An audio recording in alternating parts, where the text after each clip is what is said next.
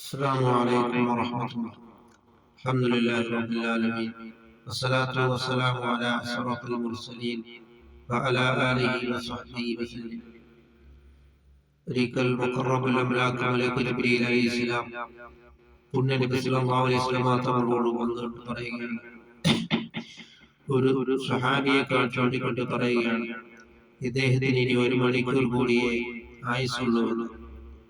അപ്പോൾ ജിബ്രീൽ അലൈഹിസ്സലാം വന്നിട്ട് നബി തങ്ങളോട് പറയുകയാണ്, ഈ കാര്യം ഇദ്ദേഹത്തോടൊന്ന് സൂചിപ്പിക്കുക. അങ്ങനെ നബി സല്ലല്ലാഹു അലൈഹി വസല്ലം തങ്ങൾ ഇദ്ദേഹത്തോട് ഈ കാര്യം പറഞ്ഞപ്പോൾ ഈ സ്വഹാബി പറയുകയാണ്, അങ്ങനെയാണെങ്കിൽ ഞാൻ എന്താണ് ഈ 1 മണിക്കൂർ ടൈം ഞാൻ എന്താണ് ചെയ്യേണ്ടതെന്ന് ചോദിച്ചപ്പോൾ റസൂൽ കരീം സല്ലല്ലാഹു അലൈഹി വസല്ലം തങ്ങൾ പറഞ്ഞത്, നീ വിജ്ഞാനം പഠിക്കുക എന്നുള്ളതാണ്, ഇൽമു പഠിക്കുക എന്നുള്ളതാണ്.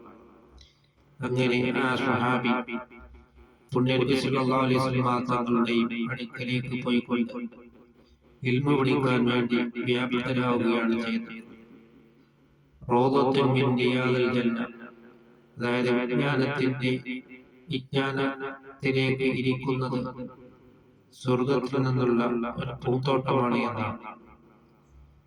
അതുകൊണ്ട് അത് ഈ ദുനിയാവിലെ ഒരു സ്വർഗമാണ് ഈ ഇൽമു പഠിക്കുന്ന സദസ്സിൽ ഇരിക്കുക എന്നാണ്.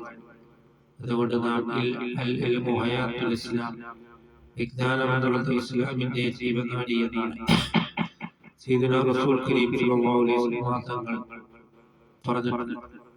അല്ലാഹു തആല നമുക്ക് നാഫിയായ ഇൽമിനെ അല്ലാഹു തആല പ്രദാനം ചെയ്യുകയും ചെയ്യുമാറാകട്ടെ.